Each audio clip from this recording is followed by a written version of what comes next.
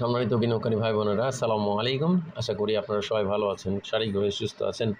আমি আজকে 1 আগস্ট শনিবার 2026 এই ভিডিও আলোচনা করছি এবং আমার আজকের আলোচনার শিরোনাম হচ্ছে শেয়ার বিনিয়োগকারীদের জন্য বড় ধরনের সুখবর। এই শিরোনামে আমি আপনাদের সামনে আজকে ঢাকা স্টক এক্সচেঞ্জের বাজার বিষয়ে আগামীর সম্ভাবনাগুলো নিয়ে আপনাদের সামনে আলোকপাত করব। তো আলোচনার শুরুতেই আমরা দেখে নেব যে বাজার গত বৃহস্পতিবারে কী অবস্থানে ছিল বন্ধুরা। 16.73 পয়েন্ট দিন শেষে ক্লোজ ছিল এবং 5,895 এই পয়েন্ট নিয়ে বাজার গত দিন শেষ করেছে বন্ধুরা।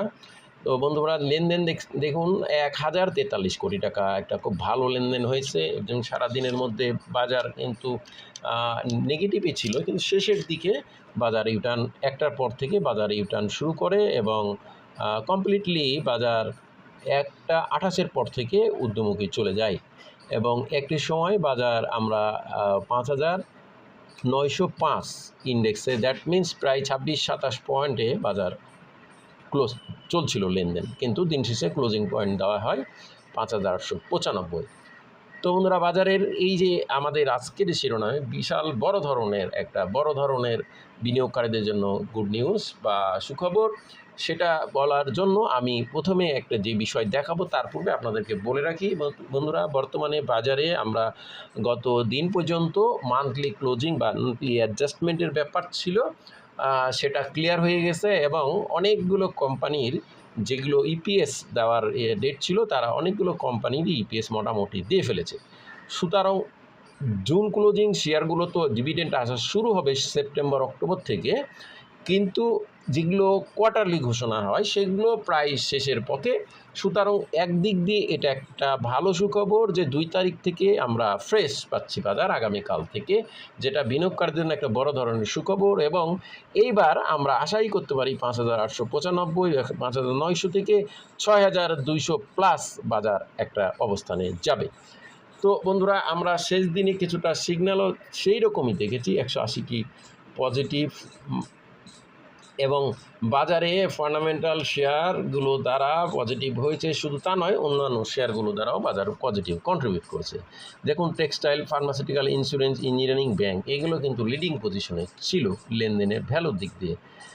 আমরা গেনারের দিক দিয়েও মোটামুটি মিক্সড মার্কেট আমরা দেখেছি। তো ওভারঅল আরও একটি গুরুত্বপূর্ণ বিষয় যেটা আমাদের স্টক মার্কেটে আগামী দিনের জন্য একটা ভালো বিষয় সুখবর এসেছে, সেটা এবার আমি আপনাদেরকে দেখাতে চাই। বন্ধুরা, বাংলাদেশ ব্যাংক নীতি সুধার পরিবর্তন বিষয়ে মনিটরি পলিসি কমিটি এমপিসির সিদ্ধান্ত প্রসঙ্গে।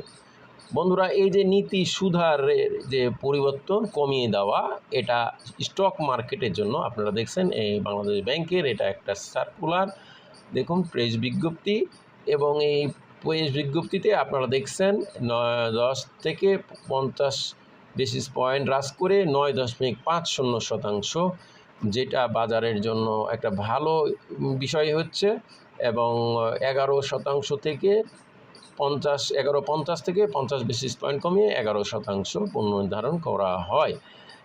তো বন্ধুরা, এই যে বাজারের বাংলাদেশ ব্যাংক কর্তৃক সুধারের কমিয়ে দেওয়া, এটা কিন্তু শেয়ার বাজারে বিশাল একটা ইম্প্যাক্ট করবে এবং এই ইম্প্যাক্টের কারণে বাজারে একটা বড় ধরনের বাই প্রেশার বা একটা আস্থার লেভেল তৈরি হবে, এটা স্বাভাবিক। কারণ স্টক মার্কেটে আমরা জানি যখন ব্যাংকের লাভের পরিমাণ বেশি থাকে তখন কিন্তু মানুষ দীর্ঘমেয়াদী ব্যাংকে টাকা রাখে, যখন কিনা সেটা কমিয়ে যায়, যখন ব্যাংকের তারল্য বেড়ে যায় তখন কিন্তু কয়েকটি বিষয় তৈরি হয়।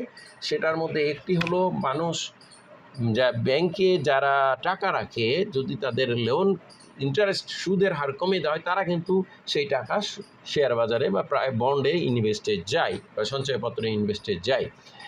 সেখানে আমাদের স্টক মার্কেট এখন আস্থার লেভেল চলছে, সুতরাং এটা স্বাভাবিকভাবে সেই টাকাগুলো স্টক মার্কেটে আসার সম্ভাবনা জোরালো।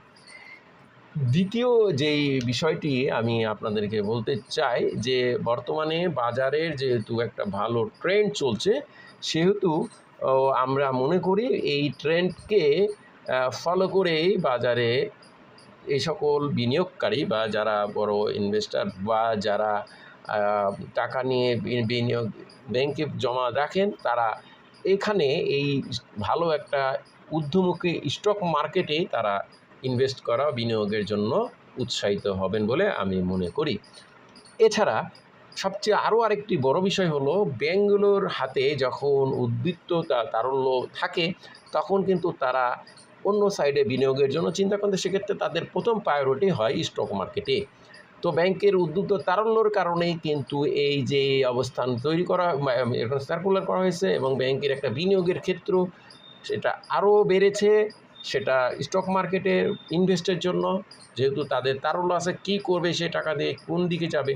তো স্টক মার্কেট খুব সহজ হিসাব, তাদের সাবসিডিয়ারি প্রতিষ্ঠান আছে, মার্চেন্ট ব্যাংক আছে, তারা এই টাকাটা সেভাবে সেখানে একটা লিমিট অনুযায়ী ইনভেস্ট করতে পারে। সেক্ষেত্রে বাজারে সেটা একটা বড় ধরনের প্রভাব সৃষ্টি হবে। এছাড়া বন্ধুরা, আমরা যেহেতু অলরেডি জুন ক্লোজিং পার করে এসেছি, সুতরাং জুলাই মাসে রানিং, এই জুলাই শেষ, আগস্ট মাসে শুরু হবে। সুতরাং যারা সাইডলাইনে ছিলেন তারাও বাজারের প্রতি ইন্টারেস্ট হবে এবং এই সকল খবরগুলো তাদেরকে আরও উৎসাহিত করবে। তো বন্ধুরা, আমার এই আলোচনা কাউকে বাই বা সেল করা, প্রমোট করা হচ্ছে তো বন্ধু বানিয়ে সাথে করা নয়, শুধুমাত্র শেয়ারগুলো বা বাজারের অবস্থান জানানো বোঝানোর ধারাবাহিক আলোচনার অংশ হিসেবে আলোচনা। এই আলোচনা দেখে কেউ বাই সেল করবেন না। ধন্যবাদ। আজকে বন্ধু সবাই ভালো থাকুন। আসসালামু আলাইকুম।